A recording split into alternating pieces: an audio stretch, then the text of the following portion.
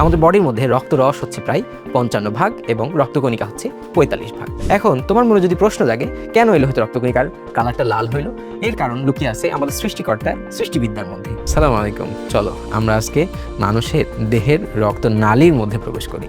রক্তনালীর মধ্যে প্রবেশ করলে তোমরা দেখবা এই যে দেখতে পাচ্ছ তোমরা ব্যাকগ্রাউন্ডে কালো একটা অংশ, এটাকে আমরা বলবো রক্তরস, এবং যে কালারফুল অংশগুলো তোমরা দেখতে পাচ্ছ এটাকে আমরা বলবো রক্তকণিকা। তাহলে রক্তকণিকাকে আমরা টোটাল 3 ভাগে ভাগ করতে পারি।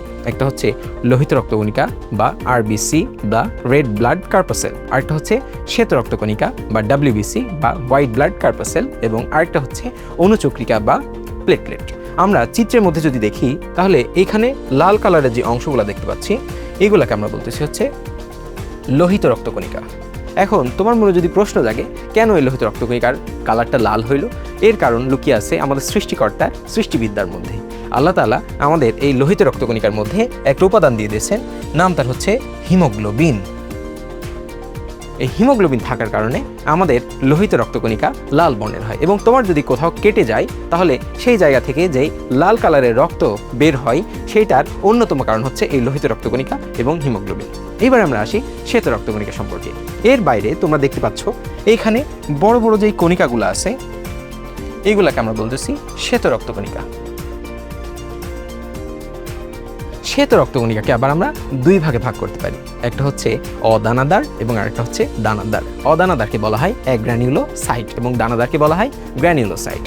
অদানাদার কেন বলতেছি, কারণ শব্দের অর্থ বায়োলজিতে বোঝানো হয় নাই, গ্র্যানিউল শব্দের অর্থ হচ্ছে গ্র্যানিউলস নাই। তাহলে অ্যাগ্রানিউলোসাইট মানে সাইটের মধ্যে গ্র্যানিউলসগুলো অনুপস্থিত থাকে, তাদেরকে আমরা বলতেছি অ্যাগ্রানিউলোসাইট বা অদানাদার।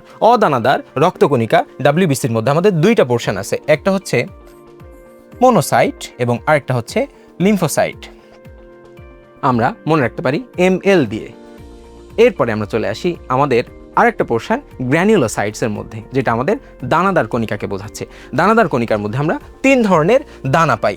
আমরা মনে রাখবো দানা ফিল থাকে, দানায় ফিল থাকে, তাহলে তাদের শেষে আমরা ফিল শব্দটা পাবো। এখানে আমরা 3টা ফিল পাই, একটা হচ্ছে ইউসিনোফিল, একটা হচ্ছে বেজোফিল এবং আরেকটা হচ্ছে নিউট্রোফিল। এই 3 ফিল মিলে তৈরি হয় আমাদের দানাদার শ্বেত রক্তকণিকা। বাকি পোর্শন একটা থেকে গেল, সেটা হচ্ছে কি আমাদের এইখানে যে ছোট্ট ছোট্ট কণিকাগুলো দেখতে পাচ্ছ এইগুলাকে আমরা বলতেছি অনুচক্রিকা বা প্লেটলেট। আমাদের বডির কোথাও যদি কোনো কারণে কেটে যায় তাহলে সেই জায়গা থেকে আমার যদি কন্টিনিউয়াসলি রক্ত বের হতে থাকে তাহলে তো আমরা ব্লাড লস হয়ে একসময় মারা যাব। এই জন্য আল্লাহ তাআলা আমাদের কি দিয়েছে, বডির মধ্যে একটা রক্ত তঞ্চনকারী ডিফেন্স মেকানিজম দিয়ে দিয়েছে। এই রক্ত তঞ্চনের জন্য অন্যতম যে প্রধান ভূমিকা রাখে সেটা হচ্ছে আমাদের প্লেটলেট বা রক্তকণিকা। আমরা লাস্ট পোর্শনে যেটা পাই সেটা হচ্ছে আমাদের কি বডির মধ্যে ছোট ছোট যেই কণিকাগুলো রয়েছে এগুলোকে আমরা বলতেছি অনুচক্রিকা বা প্লেটলেট, যেটা আমাদের বডির মধ্যে রক্ত তঞ্চন করতে সাহায্য করে।